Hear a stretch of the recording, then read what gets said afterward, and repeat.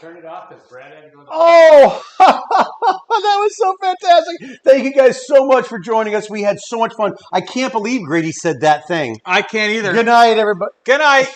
Thank you. Great times. See you next time. Cheers. Thanks for staying with us. Turn it Holy off. Cow.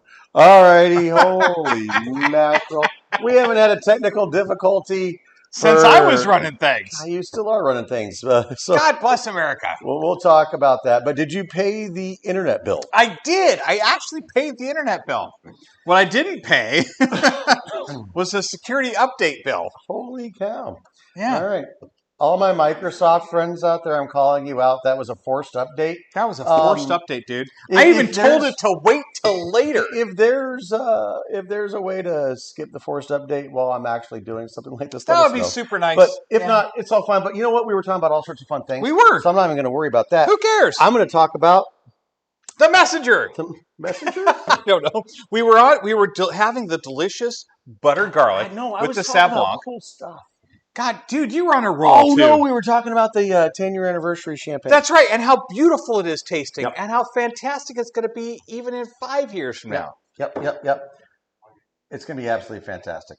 Yes. And then for all of you that are just now logging in, because we had to start a whole new stream and you had to re-log in, you just missed 5 minutes of amazing content. Oh, God, you missed it all. It was so cool. So when you guys circle back around.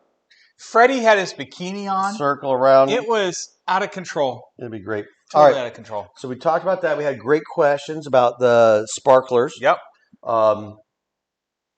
Didn't notice any hate of when the next one's coming. Not gonna fight. No. Again, you cannot rush perfection. No. You can't get a 10th anniversary sparkling hat every day. That doesn't just show up in the grocery store. Brad, no, you can't, because Brad has to work on it. If Brad doesn't give his special magic, it won't be good. My special magic only comes around a couple times a year. You got it. That's what I'm saying. You can't get special magic every day. You don't want your special magic just be used willy-nilly. You could have flipped your lucky coin, and it could have fallen into a grave and gone into some dead girl's heart. Anything could have happened. I'm going to start with the marinara. Let's go for marinara. Good call, fantastic ravioli. And we've got the beef ravioli with Domenica's sauce, which is basically a marinara. And it will probably correct me if I was wrong. I don't see any evil eye from over there, so we're looking pretty good. I think we're there, sir. My God. Again, beautiful garlic expression. Okay. Ooh. Again, taking that bright, smooth fruit and just making it richer. Yeah, marinara is a little higher acid. Yep. But it is paired up with the meat inside. And so that higher acid... I know, Fred. That higher acid really takes it to the next level. It's like, wake up. This so far has been our best show ever. Wow. I am totally down with that. That's perfect. Brad, it's a stunner. What's really nice is that this was paired nicely with the burrata. Yep. Now it's going great with that. But I'm going to go ahead and scooch over. Let's do it. To the meat on meat action over here. Okay. And this is Richard's sauce with the beautiful meat ravioli. So that's more like a classic Italian ragu. Mm-hmm. If I was in Little Italy, or maybe even over in Italy, that would be more of a ragu where they really get it that fine meat down. Yep. But a nice meaty sauce flavor. So you've got the beautiful fat on your tongue, and this kind of comes through and just cleans it right off. Yeah, I find that very nice as well. Wow. The parsley, there's shockingly a lot of tarragon in there. Might be one of their special spices. But the nice herbs are really kind of coming through. I like it very much. There's a lot of parsley sprinkled on top, which really just brightens the whole thing up. Shall we jump into a little messenger action? We should jump I would like to see how the messenger plays with this meat sauce. There we go. So the messenger is my Cabernet base. Use a little splash from Merlot in there. Sometimes some other things. Touch of Petit Verdot. Or was it Cab Franc this year? In this 15? Both Petit Verdot and Cabernet Franc. Mm-hmm. Beautiful. So Yeah, I think it's 95%. And then 2.5, 2.5 each, or I know. I'm pretty sure. No. I'm feeling it. 16 and 15, 16 were the same. Yep, we're pretty much exactly the same. That is. Let's check it out. Let's check it out. Oh, first off, the nose is that rich plum coming through. Wow. Whoa. More structure, more tannin. Those wonderful big Cabernet flavors are running through. Wow.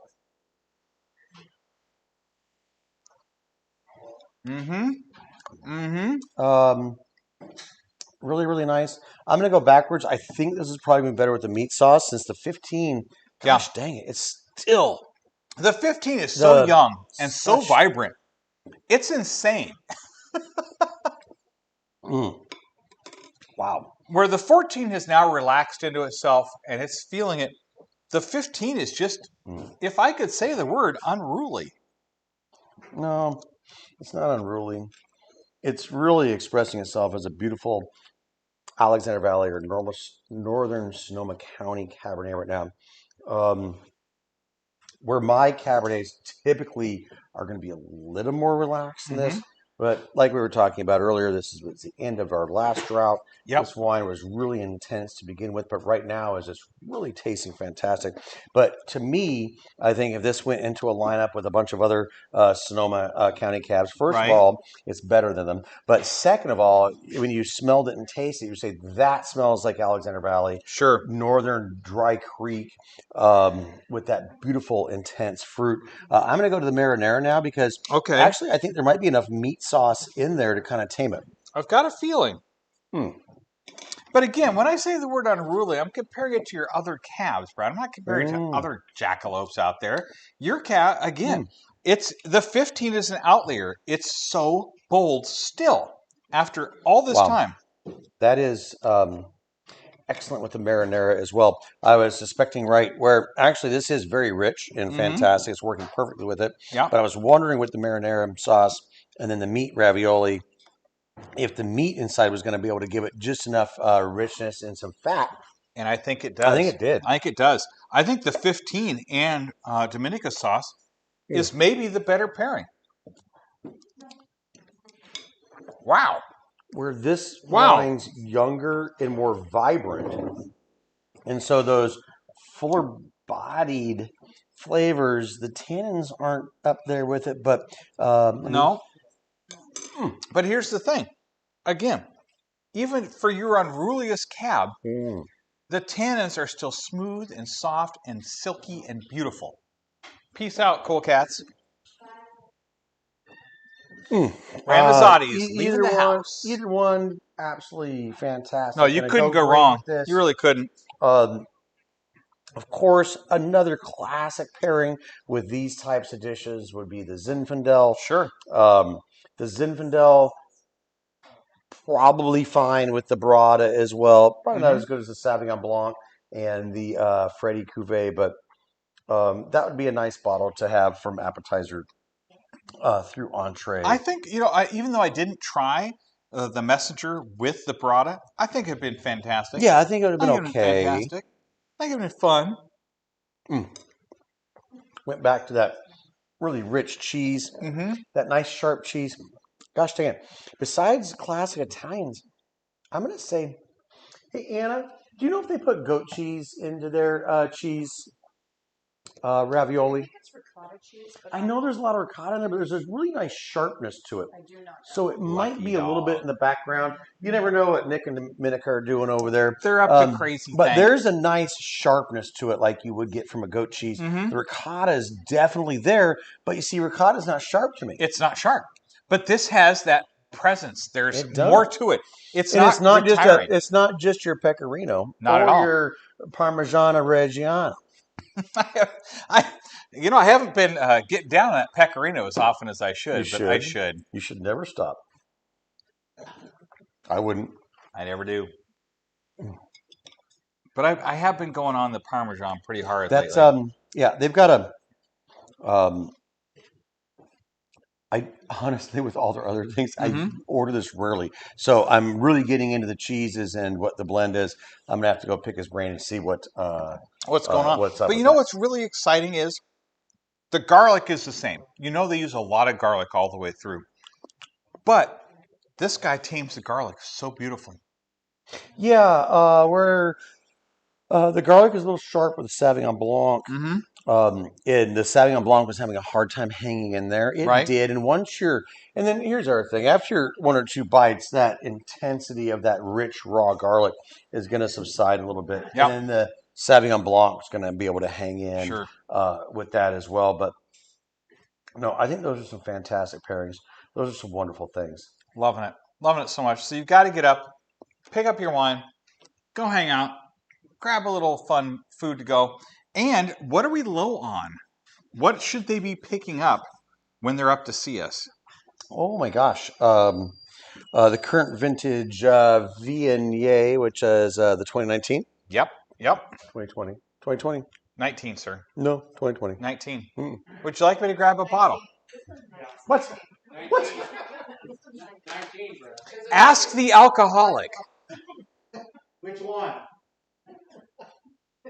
I was working on my 2020 Viognier. I know you were. You were up there just yesterday working on the 2020. The 19 Viognier. I'm working on the new one. But yes, you are. So the one that we're it's almost getting ready. We got 3, 4, 5 cases of that. We got the labels today. Yeah, we did because, like we were saying, so we will be bottling the new Viognier is going to be bottled here very, very shortly. Oh heck yes! The brand new La Classique, which sold out in literally seconds last year, is going as well, and the new Sauvignon Blanc should be going into the super exciting. Should be bottling quickly. The other things that I'm working desperately on to make sure that they happen this year. We did talk, and again, the Malbec will tell me when it's ready, or not. Fingers crossed. If the Malbec's ready, on that the Malbec bastard. will be coming. I don't know what to call it. Is it a port? Tempranillo is going to bottle this year. I don't know if it's going to be bottling in 3 months or 6 months, but it will bottle this year. We've just added the brandy to it, and it is tasting absolutely fantastic. I know. How long has it been since we've had? So 2009 was the Pinot Blanc. That was Pinot Blanc. Right? That was just a late harvest. That was late harvest. This is more of a port. So it's deeper. It's richer. So not necessarily. The way they make port is where they'll harvest at a high residual sugar, right? But they actually physically stop the fermentation process by adding the brandy. Okay. And then that's where they get the sweetness.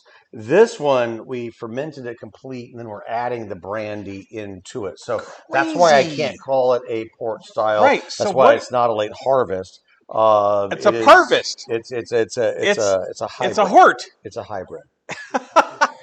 It's a hort. I'm calling it a hort. I'm calling it now.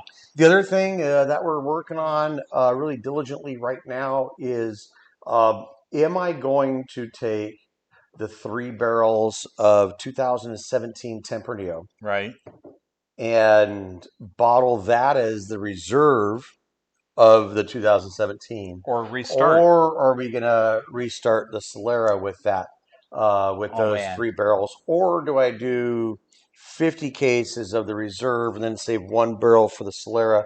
So those decisions, and I know that you guys are all really serious about the Tempranillo and what the heck is going on with that. But we will be making those decisions, whether it's going to end up just being a 17 reserve, or and then we'll go vintage again, and then maybe restart the Solera after that, right? Or are we going exactly what's happening?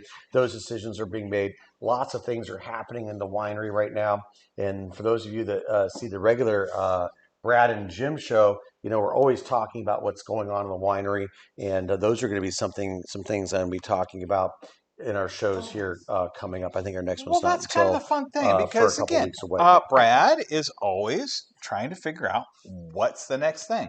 How is it feeling now, and how is it going to feel in 4 years? I don't know what's going to happen in 2 weeks, but Brad's planning out 4 years ahead how things are going to go.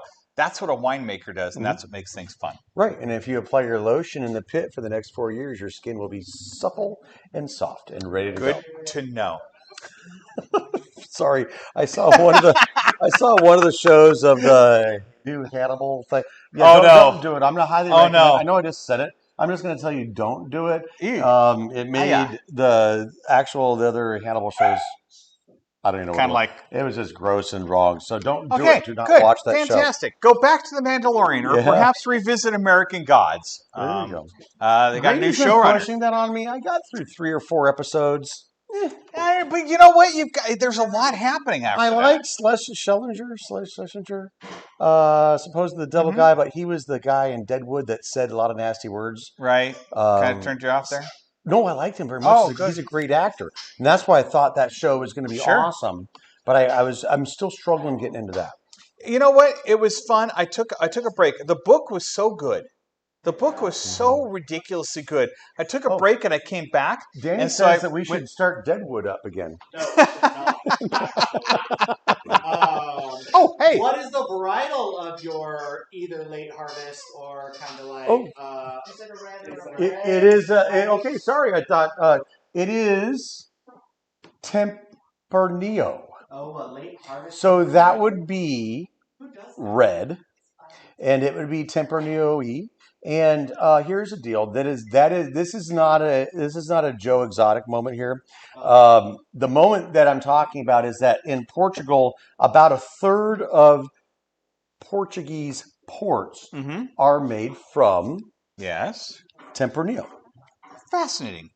It's not called Tempranillo there. No, obviously not. But Tinto, blah blah blah. Tinto di Verano. If you look at my Tempranillo, if you go back on YouTube and go through my whole Tempranillo tasting with this 2017, I actually had all that information at my fingertips. Dude, very nice. But here's the deal: it'll be a Tempranillo, and it will be fortified. It was harvested late, so it will have some residual sugar to the wine. But if you know me, I'm going to make sure that that's in balance as well. Super exciting, Brad. Yeah. I am thrilled with all the fun things. Yeah, that is really crazy and coming up. Gosh dang it! All sorts of other fun things as well, but those are like some big highlights. Those are some pretty awesome highlights. What can be happening pretty quickly, but I'll go ahead and guarantee that we will bottle that at some point this year, and maybe Christmas. I want it to be ready for Christmas. That gives me something to look forward to. I was just tasting it last week. It's ready to go. I just need to do some minor adjustments on the brandy blend and a couple of other little magic tricks that I want to do. And super exciting. We're going to have that out by the end of the year. If something weird happens with it, or I think it needs to go one more, but it's already had 3-4 years in the barrel, and it's multi-vintage, so it's Solera. Right. So it's going to have some of your old favorite Tempranillo in there from 2000, I think as far back as 2011. Wow. Is running through where we started that project. So, but that's the fun thing. These are the things that run through my brother's head. And if it's not ready, he'll just say, "Hey, that's nice. Wasn't there?" But if it is ready, oh hell yeah! Let's plan for 2022. We're gonna have the best celebration ever. I'm excited. I'm excited for it. Absolutely, yes, Danny. Okay, real quick. So I know good. We're getting to the end of the chat here. All right, John Hudak. He loves that you're doing individual wine tastings with every wine of yours on YouTube. He loves the fact that he can open a bottle and can just pull it out to hear about the wine. So do you want to talk about that a little bit? Absolutely. We had a couple of projects going throughout the holidays, that being one of them where I started not only writing down my tasting notes so you could read them and then decide how you felt about the wine. But we did a fun, fantastic, I think for 12 wines, where I sat down and talked about everything from the 2014-15 Cabernet. I believe that this GSM is in there as well. Maybe my new Element, the new heavy dark metal. Side, right? The dark side's in there. And so what we're doing is, since we've been working really hard on our website, what you can do is either go to our YouTube channel or you can go to the website, pick a wine, and then in a perfect world over the next couple of months, we're going to have a video that's going to go along with it. So you can read what I wrote down, but when I really taste through the wine through it with him and talk through the wines and see how I feel about it. So you can actually really get a virtual tasting with me at any time.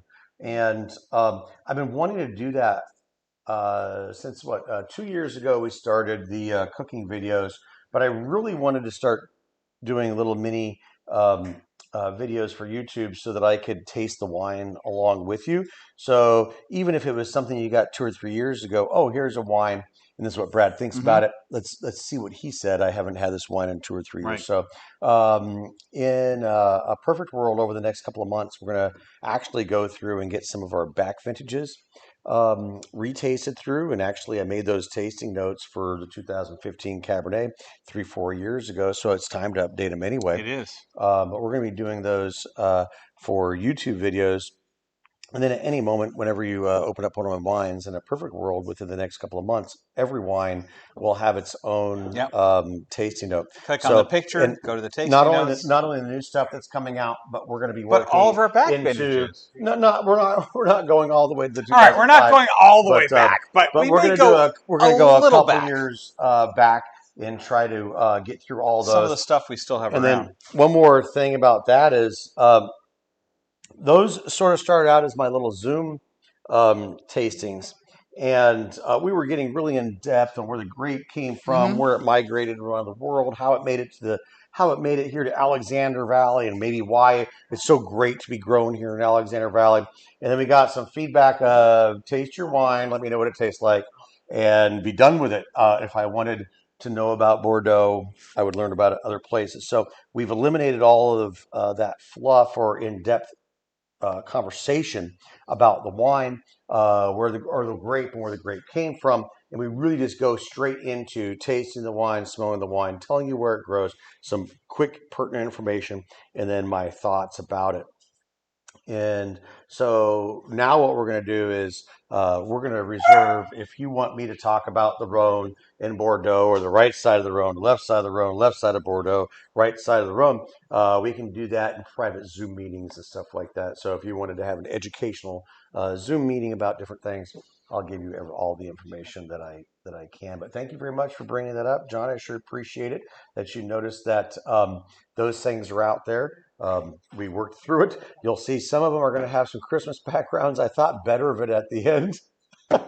Because you never know when people might be watching the YouTube. I know. So, but hey, it was Christmas. It was fun, and you know what? Brad puts on quite the Christmas display. Gotta get the Christmas village and the mantle going. Hell so yeah, baby! That's where it is. But a lot of great things going on there as well, and those are all available on YouTube. And we're reworking the website right now so that when you click on the Freddy Cuvée, you will get that link to the video as well.